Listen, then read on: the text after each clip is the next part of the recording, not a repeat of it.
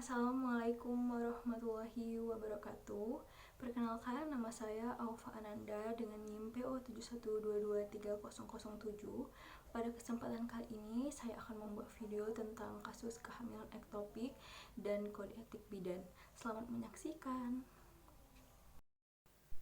Kasus pasien hamil ektopik dengan kode etik bidan. Definisi: hamil ektopik adalah kehamilan yang terjadi di luar rahim, biasanya di tubah palopi. Prevalensi: hamil ektopik terjadi pada 1-2% dari semua kehamilan. Komplikasi: hamil ektopik dapat menyebabkan pendarahan, infeksi, dan kematian jika tidak ditangani dengan cepat dan tepat.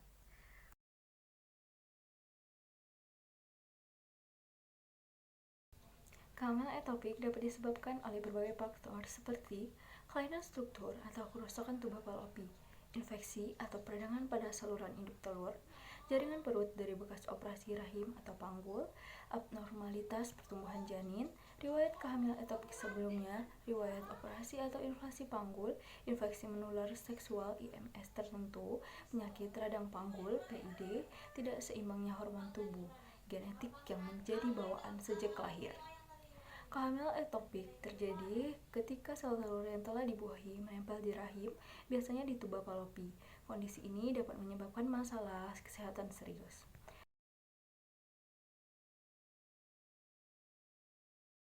Gejala kehamilan ektopik: nyeri di perut, terutama di area panggul bagian bawah, pendarahan vagina, nyeri bahu, dan pingsan.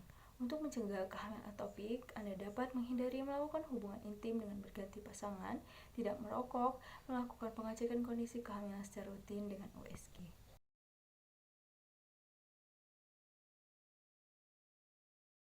Bidan berwenang memberikan pelayanan kesehatan ibu hamil, termasuk memberikan asuhan kebidanan pada kehamilan ektopik. Bidan juga memiliki peran penting dalam penanganan kegawat daruratan kebidanan. Asuhan kebidanan kehamilan ektopik: yang pertama, melakukan informed consent; yang kedua, memberitahu hasil pemeriksaan; yang ketiga, berkolaborasi dengan dokter; yang empat, memberikan kedukungan dan motivasi; yang kelima, mengobservasi keadaan ibu; yang keenam, memberitahu ibu untuk puasa sebelum operasi.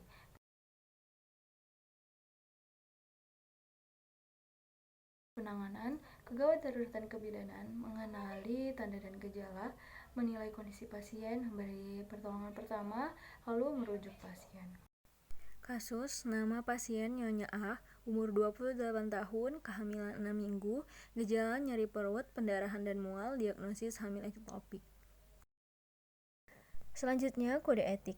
Sesuai Keputusan Menteri Kesehatan Nomor 938-Menkes/SK/8/2007 tentang standar asuhan kebidanan, bidan memberikan asuhan kebidanan yang bersifat holistik, humanistik, berdasarkan evidence-based dengan pendekatan manajemen asuhan kebidanan dan memperhatikan aspek fisik, psikologi, emosional, sosial budaya, spiritual, ekonomi, dan lingkungan yang dapat mempengaruhi kesehatan reproduksi perempuan, meliputi upaya promotif, preventif, kuratif, dan rehabilitatif.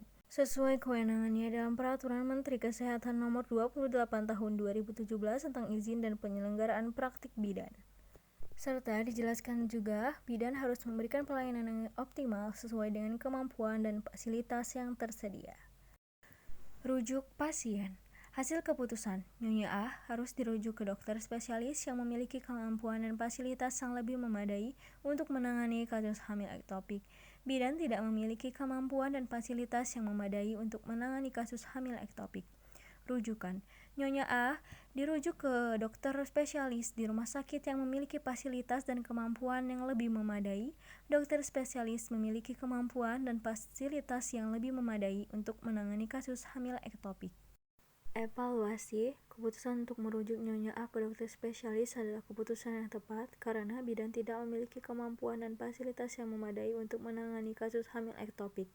Bidan harus selalu mempertimbangkan kemampuan dan fasilitas yang tersedia sebelum membuat keputusan tentang pelayanan yang akan diberikan. Setelah menyimak penjelasan video tadi, seperti kita ketahui bahwa setiap profesi memiliki kode etik masing-masing. Maka dari itu, sebagai bidan harus mempertimbangkan kode etik dan kemampuan serta fasilitas sebelum melakukan pelayanan dan tindakan kesehatan. Terima kasih. Wassalamualaikum warahmatullahi wabarakatuh.